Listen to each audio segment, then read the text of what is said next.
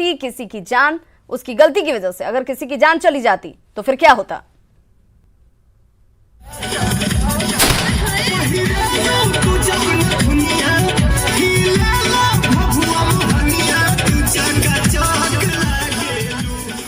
समय बदल गया, मौसम, माहौल और सरकारें बदल गईं, लेकिन कुछ लोगों की सोच अब भी नहीं बदली।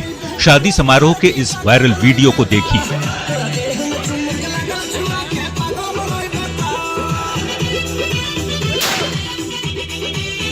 देखिए कैसे डीजे पर डांस कर रही इस डांसर के ऊपर कुछ लड़के नोट उड़ा रहे हैं।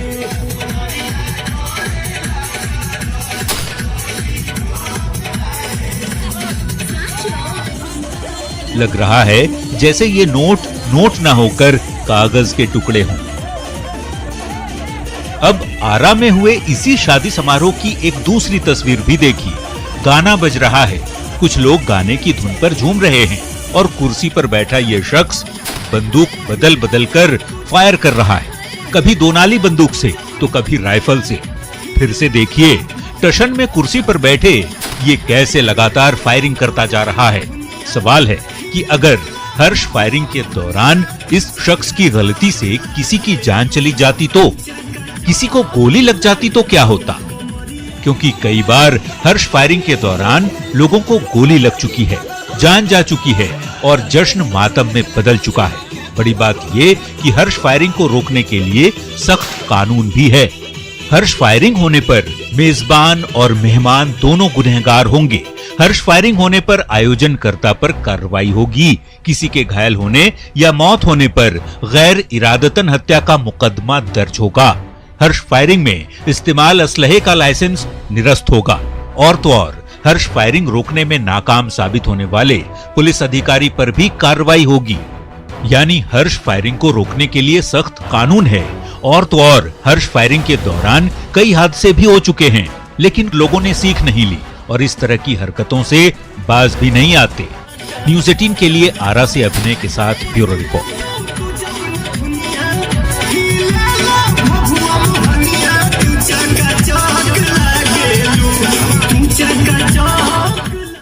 बिहार में शराबबंदी कानून मजाक बनकर रह गया है। सूबे के अलग अलग हिस्सों में हर रोज इस तरह की खबरें सामने आती हैं। हर दिन शराब की खेप जब्त होती है। साथ ही कहीं शराब के नशे में गुरुजी ड्रामा कर रहे हैं तो कहीं शराब माफिया पुलिस टीम पर ही हमला बोल दे रही है। देखिए हमारी ये रिपोर्ट। ये शराबबंदी वाला बिहार है, यहां शराबियों की बहार है। ठेंगे पर शराबबंदी कानून है।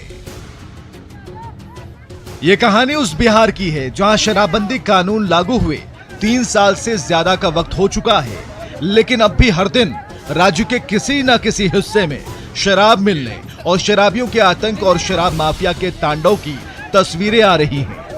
हाजीपुर में छापेमारी के लिए कर्णपुरा गांव में पहुंची पुलिस टीम पर शराब माफियाओं ने हमला बोल दिया। वहीं लखीसराय में शराब के नशे में चूर गुरुजी ने जमकर हाई वोल्टेज ड्रामा मचा दिया, जबकि सूबे के अलग अलग हिस्सों से शराब मिलने का सिलसिला बदस्तूर जारी है। अररिया में तो शराब की लूट ही मच गई।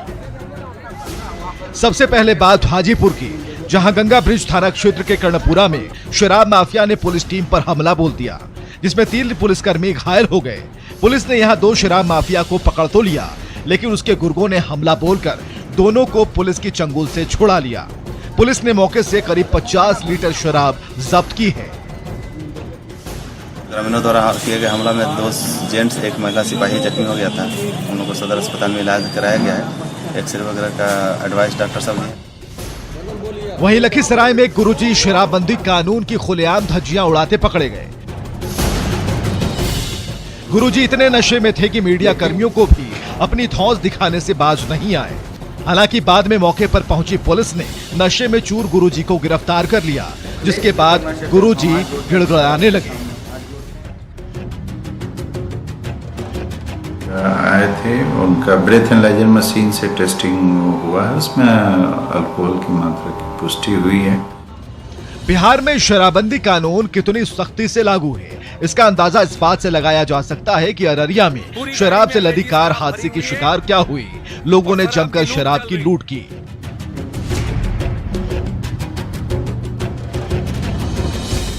ये तस्वीरें बिहार में ठेंगे पर शराबबंदी कानून की महज बानगी भर हैं। सूबे के अलग अलग हिस्सों में शराब की तस्करी और शराब मिलने की तस्वीरें हैं। ऐसे में बड़ा सवाल है कि सूबे में सख्त शराबबंदी कानून का दावा करने वाली सरकार का ये कौन सी शराबबंदी है।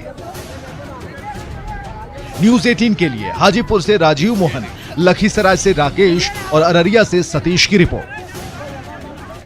बिहार में हत्या का दौर थमने का नाम नहीं ले रहा। कटिहार में जहां दिन दहाड़े वृद्ध महिला की गोली मारकर हत्या कर दी गई, वहीं बेगूसराय में ससुराल में दामाद को सास और पत्नी साथ ही साथ ससुराल वालों ने हाथ पैर बांधकर गला दबाकर हत्या कर दी। वहीं पटना और कैमूर में युवक की हत्या से हाहाकार मचा है।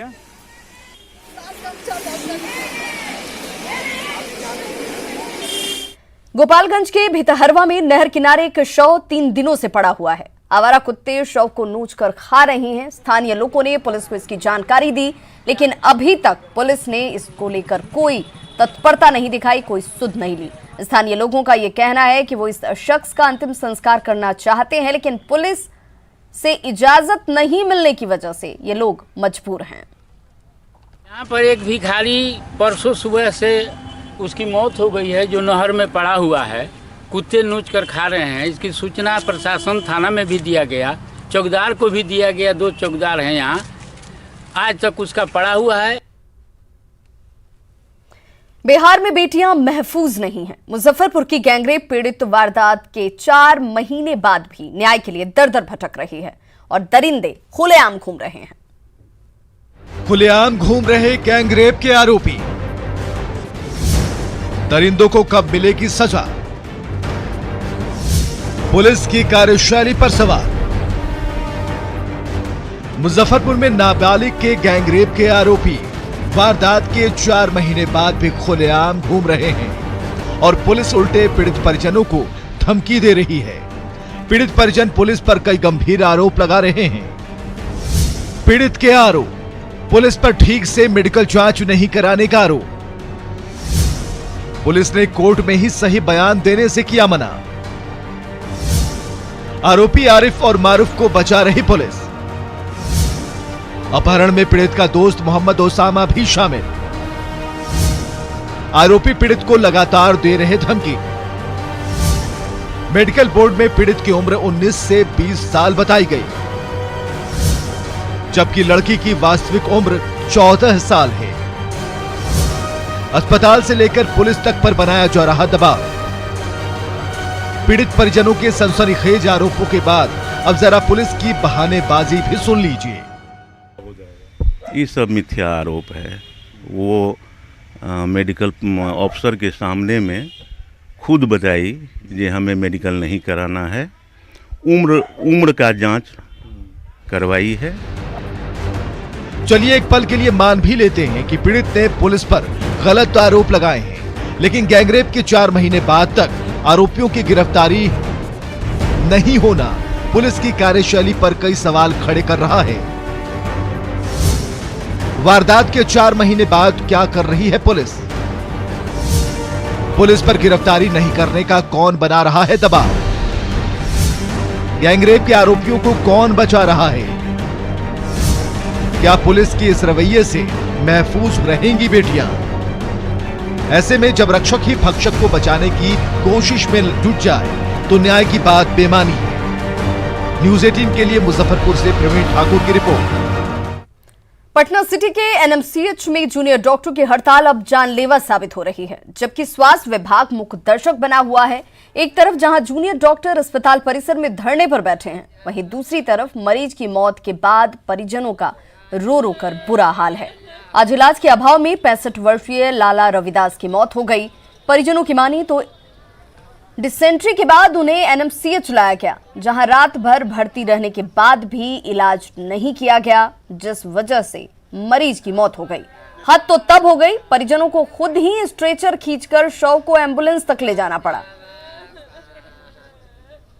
बढ़िया से इलाज होता तो सही हो जाता मरीज का। उल्टी पैखाना हो रहा था और कोई बीमारी नहीं आ रहे थे। बार बार नहीं आ रहे थे। नहीं सर, एक मन की हड़ताल लोग किए हैं। एतवार के दिन से हड़ताल शुरू हो गया है और ये लोग जो है से बिल्कुल मनमानी अब हो रहा है। न किसी मरीज को देखते हैं, न कुछ है। मरीज यहाँ से पीएमसीएच का एनएमसीएच पीएमसीएच सब भाग रहा है। नीतीश कुमार झारखंड चुनाव में अपनी पार्टी के लिए प्रचार नहीं करेंगे। सीएम ने कहा कि चुनाव प्रचार में उनकी कोई जरूरत नहीं है। जेडीयू ने झारखंड के सभी 81 सीटों पर उम्मीदवार उतारे हैं। हमारी कोई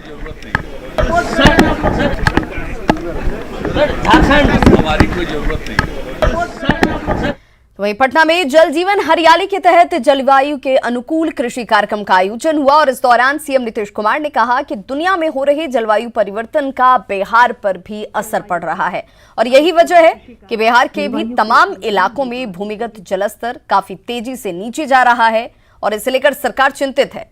इस दिशा में प्लानिंग के तहत काम भी किए जा रहे हैं, जिसकी जानकारी मुख्यमंत्री नीतीश कुमार ने दी। सब लोगों के लिए चिंता का विषय था कि ये जो क्लाइमेट चेंज हो रहा है, जलवायु परिवर्तन, इसका दुष्प्रभाव बिहार पर पड़ रहा है। और तभी हम लोगों ने हमने जिसकी चर्चा की 13 जुलाई को सम्मेलन मीटिंग की और उसके बाद जल जीवन हरियाली अभियान की शुरुआत हम लोगों ने कराई है। और उसी जल जीवन हरियाली अभियान में इसको भी एक अंग बनाया गया है। आज जो ये जलवायु के अनुकूल कृषि की बात है, वही चीज इसको भी हम लोगों ने बनाया है कि किस तरह से इन सब चीजों को भी हम लोग इसका अंग बनाएं। अब जो जल जीवन हरियाली अभियान का जो अंग होगा, ताकि अब देख रहे हैं कि वर्षापात की कमी है, बहुत तरह से पानी का संकट उत्पन्न होने वाला है, तो बहुत सारा काम हम लोगों ने शुरू किया है। उसका 11 उसमें आइटम हम लोगों ने किया और मिशन मोड में उसको लागू करना शुरू किया। बिहार विधानमंडल का शीतकालीन सत्र 22 नवंबर से शुरू हो रहा है और इस दौरान नेता प्रतिपक्ष तेजस्वी यादव पर सबकी निगाहें टिकी हुई हैं। विपक्ष सवाल पूछ रहा है कि शीतकालीन सत्र में तेजस्वी सदन की कार्यवाही में हिस्सा लेंगे या मानसून सत्र की तरह इस बार भी गायब रहेंगे। शीत सत्र में सरकार को घेरेंगे तेजस्वी या एक बार फिर सदन से रहेंगे गायब। बिहार विधानमंडल का शीतकालीन सत्र 22 नवंबर से शुरू हो रहा है। इस दौरान नेता प्रतिपक्ष तेजस्वी यादव पर सभी की निगाहें टिकी हैं। हर कोई ये जानना चाहता है कि क्या शीतकालीन सत्र के दौरान तेजस्वी यादव सरकार को घेरने में विपक्ष का जोश खरोश के साथ नेतृत्व करेंगे या इस बार भी गायब रहेंगे।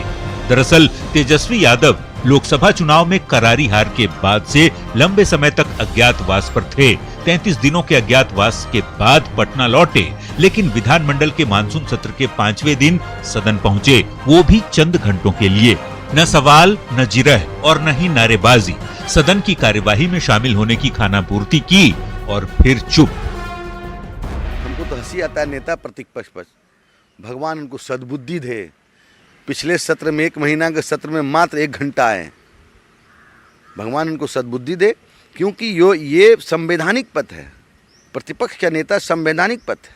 ये सत्र चलता है जनता से जुड़े हुए सवाल को उठाने के लिए, लेकिन जनता से जुड़े हुए सवाल को न उठाते हुए प्रतिपक्ष के नेता दिल्ली में ऐश मौज करते हैं। आरजेडी नेताओं का कहना है कि तेजस्वी सिर्फ सदन में मौजूद ही नहीं रहेंगे, बल्कि सरकार को आईना भी दिखाएंगे। बिल्कुल होंगे, और 81-82 विधायकों का दल है। अगर गाहे बगाहे किसी दिन वो नहीं भी रहेंगे ना, तो सरकार के समक्ष जन सरोकार के मुद्दों को लेकर के हम ऐसी चुनौती देंगे कि वो याद रखें। अब चाहे मनोज झा जो दावे कर लें, लेकिन मानसून सत्र के दौरान तेजस्वी की मौजूदगी न के बराबर रही। यही नहीं, न तो वो चमकी बुखार के दौरान नजर आए और न ही बाढ़ के पीड़ितों की सुध ली। यहाँ तक कि वे पार्टी के अहम कार्यक्रमों से भी दूर रहे। ऐसे में सवाल तो उठेंगे ही। न्यूज़ 18 के लिए पटना से अमित कुमार और दिल्ली से विनीत के साथ ब्यूरो रिपोर्ट।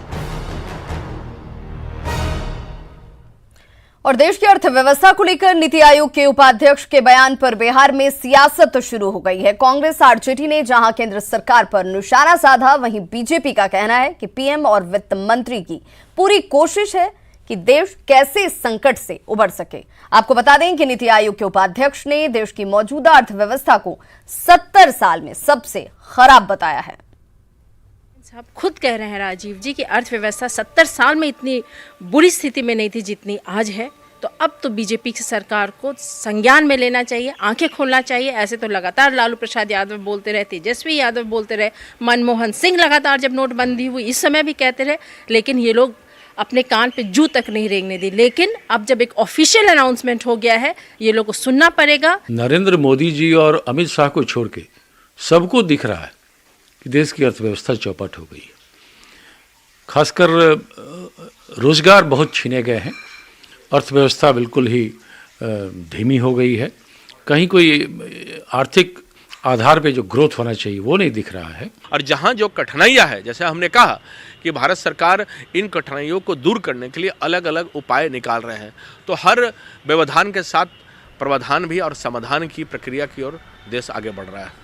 तो खबरों का सिलसिला लगातार जारी है, आप देखते रहिए न्यूज़ 18 बिहार झारखंड।